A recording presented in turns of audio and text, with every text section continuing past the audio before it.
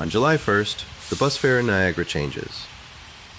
On July 2nd, some of your routes might too. If you ride Niagara Transit, the next hour will give you some insight as to why these changes are happening. Let's break down everything you need to know. Gone are the days of wondering whether your trip is local or regional. No more checking if you have the right pass. No more $6 for the 50 or $3 for the 503. Starting this Canada Day, it's simple. $3.50 takes you anywhere in Niagara, period. But also with this one region approach comes the beginning of system changes as well. Like what's happening with those regional route mall stops. With all these changes happening, I decided to reach out to Carla Stout, the General Manager of Niagara Transit, to get a better sense of the vision behind these decisions, how they'll impact riders like you, and what support is available during this transition. What I learned might change how you think about public transit in Niagara, from understanding why day passes had to go, to the real reason some routes are skipping malls, to the ambitious plans already approved in principle for Sunday service and beyond. Carla pulled back the curtain on how Niagara Transit is transforming from a collection of city systems into one truly regional network. So whether you're a daily commuter, worried about that 50-cent increase, or someone who's been waiting years for better evening and weekend service, this conversation has answers you need to hear. Welcome to the pilot episode of Transitwise. Thank you for joining me, Carla Stout. Absolutely. I think we talked briefly about doing this. I think with all the changes coming up with Niagara Transit, especially July 1st, July 2nd, I had a quick conversation with you, and it was very enlightening. And I wanted to share some of what I learned in that conversation with everybody else. So I'm happy that you agreed to be put on the spotlight like this. Oh, no. And thanks for asking. And I know a lot of these decisions and a lot of these things seem to happen in a vacuum, for both, not only just our riders and the public, but also for our staff. Sometimes they find out, the whys of why we do these things, or, why things take so long, or, why we've been working on what we've been working on, kind of at the tail end. So it's nice to be given an opportunity to give people a little bit of insight into exactly kind of the decision-making that goes into some of these things, as well as, what we're trying to accomplish, right? Yeah, I know for me, there's a lot of underlying spots where I think, man, it can be just so easy. Why not just do this? And then I, learn that there's layers upon layers of getting to those places. So, yeah, at the speed of government, right? Yeah. Yeah, exactly. And sometimes that gets lost in the translation. And, when you're a larger organization, you get so excited about the outcomes. Sometimes we can do a better job educating people on how we're getting there, and take into account, how it's going to affect people along the way. So this is great. And I'm looking forward to, some of the feedback, hopefully. Yeah. I mean, this is definitely a start. I think sort of using modern tools of communication might help us out a little bit, hopefully. We'll see how nice people are on YouTube. So let's talk about One Fare Anywhere. This is a big change happening July 1st, which is fast upon us. Tell me your thoughts, ideas, and I know there's been a lot of concern and talk in the community about things changing. So, yeah, and it's, I'm anytime we do something on this scale, I'm always reminded that, people love change, but everyone hates to change. So, this is another, iteration of the new Niagara Transit, and, us moving farther into becoming one amalgamated transit system means that we need one amalgamated fare, one transit fare. The two-fared system came into play in 2011 when the Niagara region contracted all of the local transits, so Welland, Niagara Falls, St. Catharines, to start delivering those intermunicipal or those cross-boundary buses, from community to community. And of course, they didn't have, an operation, so they had to contract that service out. So it was a fairly highly subsidized service, and it required a high fare, right? So that $6 fare has been a hang-on for a long time. The local fare is today and was $3. And that's actually been in place since 2017. I don't think people know that we haven't raised our fares in 8.5 years, which is a long time. And particularly when you're going through, a pandemic, and you lose 75% of your ridership, in the first year of the pandemic, transit has really struggled financially, and it did. Have to be supported by taxpayers and by different levels of government to keep service rolling through the pandemic. But we did not raise the fares, understandably at that time. But now what we're doing is we're harmonizing the fare. That's very, it's a shit word for, we're changing the fare to $3.50. And that's going to happen on Canada Day on July 1st. Yeah, and it is pretty amazing from the perspective of, the Niagara Transit has only existed for a couple of years. And, to get this far afield in the service planning and to be able to start, making the service make sense, making, the fares make a little bit more sense. I don't know if you're not a rider, I don't know that, it matters. To folks that don't take the system. But if you are a rider, you have played the game at the door of a bus where you've had to ask your driver, is this a $3 bus or a $6 bus? And I cannot express enough how much our drivers love saying, probably about 5,000 times a day, this is a $6 bus, I'm on my way to St. Catharines, that sort of thing. So it's always been a hurdle in the system. And really, from the rider perspective, it's always been an affordability hurdle. There was always consternation about, why is this bus $3 and this one is $6? Like, what the heck am I getting more for my money if it's the same bus by the same driver? So there's always been that. Especially with some of the regional rides where maybe you were taking it from, the downtown terminal to Brock or something like this. And it's like, you're still within the city, but you've got to pay the $6. So it's definitely going to help to clear up some of that, Yeah. And I think that, the thing that, isn't lost on me is the affordability component of it. Yes, the local fare is going up to $3.50. But we have a lot of pass products on sale for folks, depending on what concession category they fall into, whether you're a senior or youth, or even our adult passes. Our adult passes are going up to $100 a month. And I know for some people, there's been some, people expressing that's more money on me. That's more money for me to pay for my monthly pass. And I'd argue that, yes, it is. And we can appreciate that, we're asking you to pay more into the system, but everyone is paying more into the system now. This is kind of the economy that we're in, and we're trying to keep the consideration of the fare as low as we possibly can. And we're quite low comparatively to other systems our size.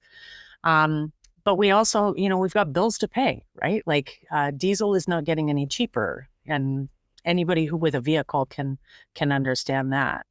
So that, that local price is going up, but it really is manageable and affordable if people actually take a look at the value of purchasing a 10 ride or a 31-day pass. You can be in the $2 and $3 range or less, if depending on the pass that you're purchasing. And it's an outlay at the beginning. I absolutely agree. But if you're buying a pass for $100 and you are reliant on transit and you take, 50 trips in a month between your errands and school or work or, recreation, whatever, that's a $2 fare. I mean, that's cheap as chips, really, for what we're trying to offer you. And we're now offering you access to the entire region. And even like looking around at like Toronto, Hamilton, London, Ottawa, like it's the same price all around. So it's not like we're going above and beyond here. Right. And I think that's that's kind of the elephant in the room, if you will, whenever we talk about, fare increases or, at budget time when we talk about fare increases, everyone is nervous to do that, because we don't want to make the service unaffordable. And we understand, who's traveling with us, right? These are people that don't have access to personal transportation for whatever reason, right? And they rely on us. And, overarchingly, that's people who make that choice because of finance. So a lot of thought went into the cost, and a lot of thought went into balancing the cost of the what I would consider a cash trip, or like, putting your loonie and toonie and your quarters in the fare box, versus, actually getting some of the concession fares and the passes with even deeper discounts. I think our seniors passes went down.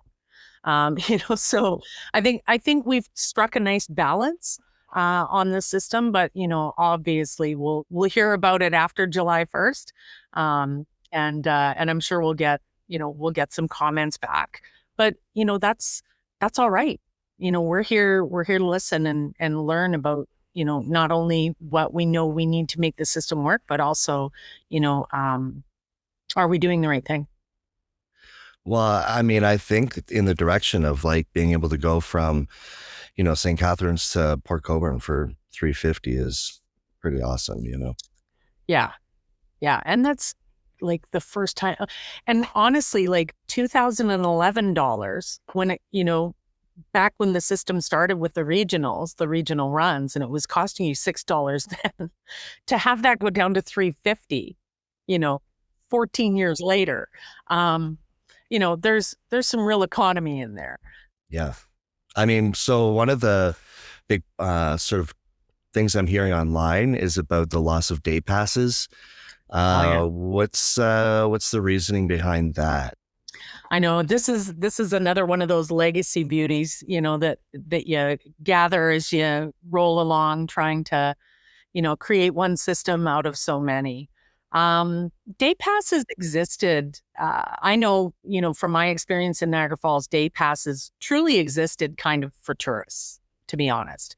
And believe it or not, not as many tourists took the system or the local system in Niagara Falls as much as they relied on WeGo.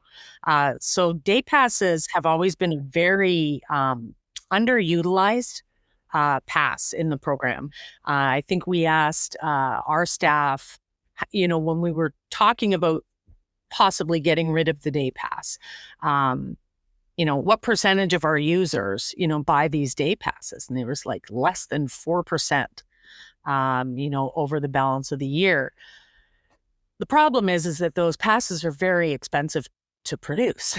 So you were almost producing them at the cost that you were getting for them, because the day passes were actually out for about $7.50. I think that's what they are right now. And that's not really a day pass.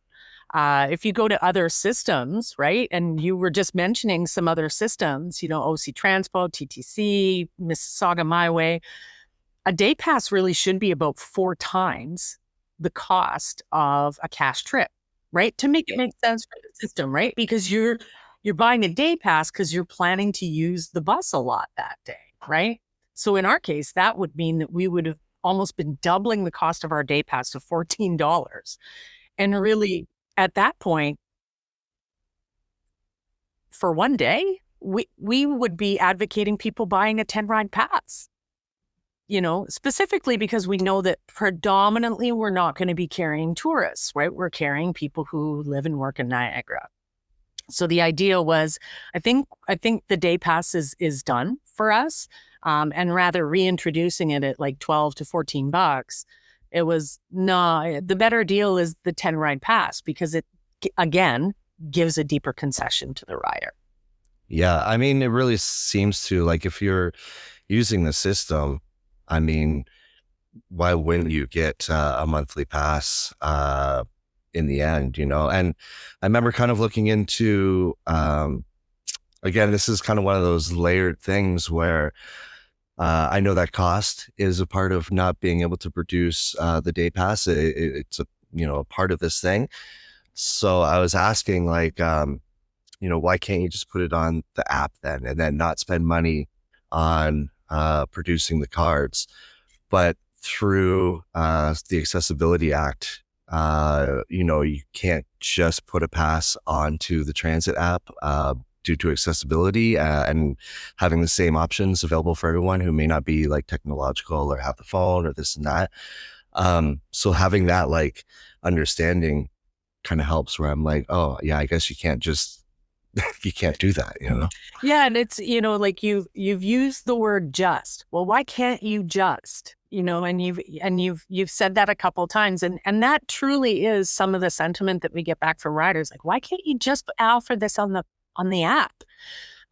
You know, and you know, there's an opportunity to educate people here. You know, I think from the perspective of, you know, this is a service for everyone.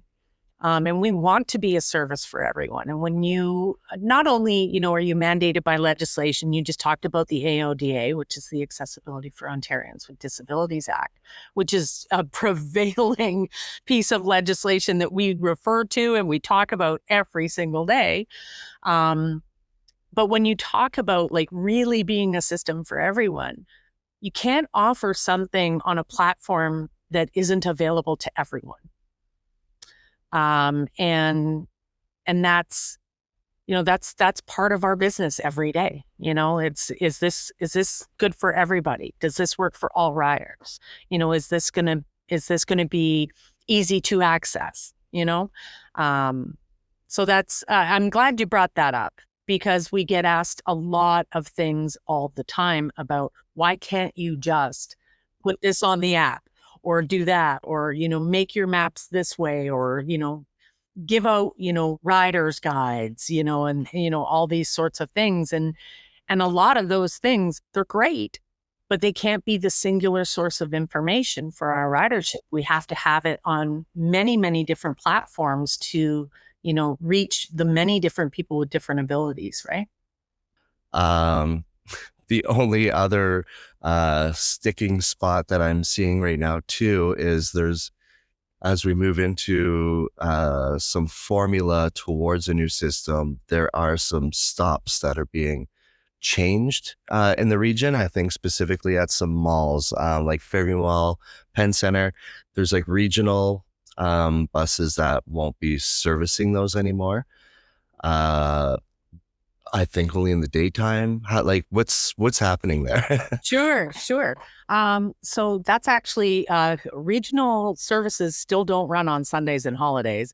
And I know that that's a huge bugaboo online. I certainly get that feedback anytime I'm at a public opportunity, you know, where I'm meeting riders. That's the number one thing that comes out at me is about Sunday service. And I can appreciate that. We've been asking for Sunday service in our budget for 4 years now. We continue to put that in front of the decision makers around funding and investing in transit here in Niagara. So we hear you. We're on your side. We still want to get Sunday service and holiday service out there and harmonize those service hours so we're not potentially stranding anybody, you know, either on a Sunday or in an evening. But with regards to the changes coming up on the regional routes, we are removing some of the stops that regional routes used to deliver at malls. And the reason for that is we have an inordinate amount of local buses that go to those malls. And the duplication and doubling of service, this is the way that I look at it. if my husband and I both have personal vehicles and we are going to the same place, we get in one car. We do not take our vehicles, leave the house, and go, let's say, to a mall. Go to a mall in separate vehicles, because it doesn't make sense. One of those vehicles is already going to that mall. And it's the same kind of idea with the buses. The regional buses are on incredibly tight timing, and they really and truly are meant for people who are trying to get from one community to the next community. They were never intentioned to be a local bus or to provide local service. What has happened is those buses are getting overloaded by people who have figured out that there's not 10 stops between them and, say, the Penn Center from the downtown terminal. Now it's one stop. So they're more convenient for people to get to the mall from the downtown terminal, but they're no more convenient than the other bus that's leaving from another platform that's going to get them there almost at the same time. And so we're asking people to leave those seats available on the regionals for the riders that require them, right, to get from community to community, possibly getting from St. Catharines, say, the downtown terminal, say, to Welland campus at the college. We would hate to leave people behind because someone needs to go to the Penn Center, and we know that there's a bus right behind them that's a local that's going there anyway. So it's really it's not about reducing service, it's about sorting service. So I think, is this trying to help clear up like that sort of change in ridership? Like a little bit. And I think what it will do naturally, like I said, by sorting riders, is ensure that we're not overloading the regionals, right? The regional buses, because, it's $3.50 across the way, right? If those regionals are direct, right, to a mall, rather than, having to wait the extra couple minutes on a local bus that's, making stops for folks along the way. Now that it's one flat fare, which one would you take right away? It will overwhelm the regional routes, and it will push people off the system who require it to get farther distances. And we do not have the resources to just put more buses on regional routes to accommodate that. That's not, what we've got on the plan. That's why local buses are still going to malls. But there's a consideration that I don't think most people think about unless they have either cut off a bus or they've had to wait for a bus, clearing through a mall. The less that we can keep big vehicles out of constricted parking lots, the better for us also from a risk perspective and an accident avoidance perspective as well. Our locals are going to continue to go in there, but those layovers in the local malls were designed for only so many buses. We cannot continue to back up buses into these locations and not think that we're not going to have a problem. Interesting. And I think some of this too leads towards master plan, which is something that's happening soon. And, I don't know if you can give us a heads up on that. You mentioned Sunday service. What's on the docket here? What is happening with master plan? The master plan, or lovingly subtitled as a growth and investment strategy. Yeah, I'm a little bit not shocked, but I'm very proud of the fact that our staff and team, our consultant, have just received last week approvement in principle of the master plan from our board of directors. And our board of directors, just, for anybody who doesn't know, is representative of every municipality in Niagara. We have 15 members on our board of directors. So, every community has a say, right, in what happens at Niagara Transit. for sure. But I'm very proud of getting that master plan done. The master plan for me is what I would consider a playbook, right? If I'm the coach, I need to know what plays we're running, and we have to be nimble, and we have to be able to pull plays out of our playbook that make sense in the time that, we're designing or we're putting service out on the road. It's very hard to do that reactively. It is a huge cost to buy a bus. Just for our listeners out there, understand that a new 40-foot bus can cost anywhere north of $1 million. To operate that bus for a year on a regular route is in excess of $500,000 of operating cost. These are expensive levels of service. So when you are designing and adding and changing service, you're talking about a lot of money and investment by the communities that pay into this system and the taxpayers who pay for it. So having the master plan approved in principle is huge for us as, we try to continue to do this work to amalgamate this system to make the network make sense for the people who live here. And that's when the power went out. I'm assuming due to air conditioners across the region in this blazing heat that we are experiencing. So I didn't get a proper chance to say thank you and goodbye to Carla Stout for this episode. But now we know that July 1st is coming, and now we know what's changing, why it's changing, and hopefully how it's going to work for you. So one fare, one system, one Niagara. Thanks for riding along with us today, and we'll see you on the bus.